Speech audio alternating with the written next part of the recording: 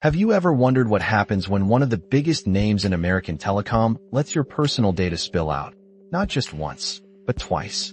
Well, it turns out, sometimes, they actually have to pay up.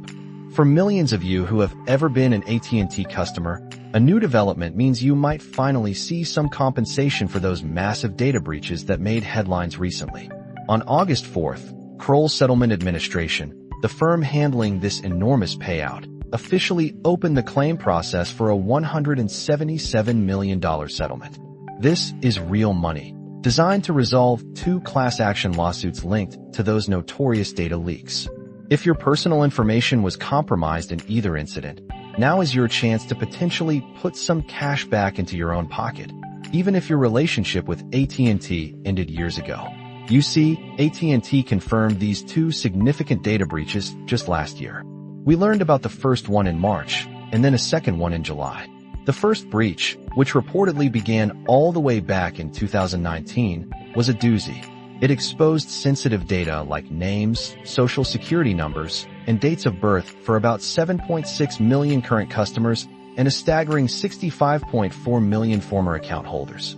Imagine the feeling of finding out your deepest personal details, like your birth date and social security number, just popped up on the dark web.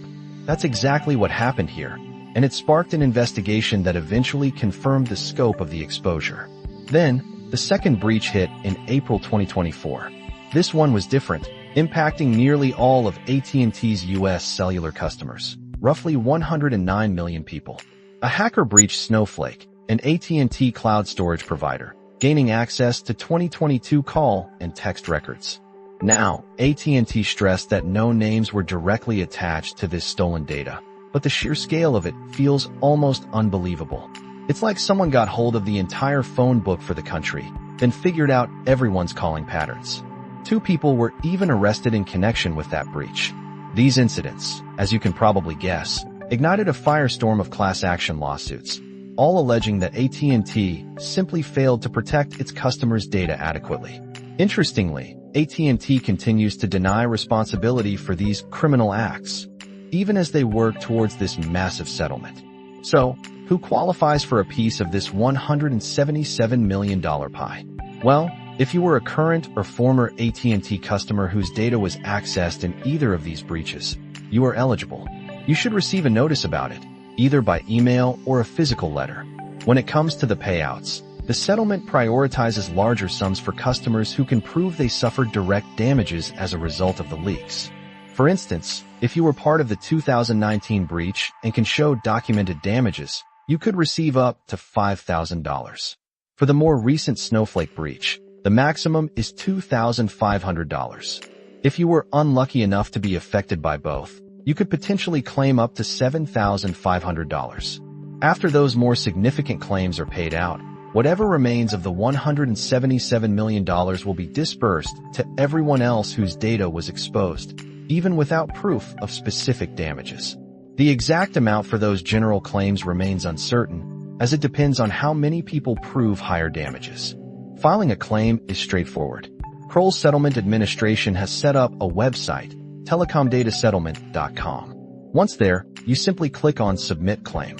You will need a class member ID, which you can find in the notice you received, or you can use your email address, AT&T account number, or full name to get started. You also have the option to print out and mail in a form if you prefer. Just make sure you act quickly. You have until November 18th, 2025 to file your claim. If you want to opt out of the settlement and reserve your right to sue AT&T individually, you need to do that by October 17th, 2025. The final approval hearing for the settlement is scheduled for December 3rd, 2025, and if everything goes as planned, payouts to customers will likely begin in early 2026. This whole situation serves as a stark reminder about the value of your digital footprint. Your data is not just bits and bytes. It is a commodity, and it comes with real-world consequences when it is not protected. Have you checked if you are eligible for this settlement? It just might be worth a few minutes of your time. Let us know what you think about big tech companies and data security. Do you believe this settlement goes far enough? Share your thoughts with us, and make sure you follow for more deep dives into the world where technology and our daily lives intersect.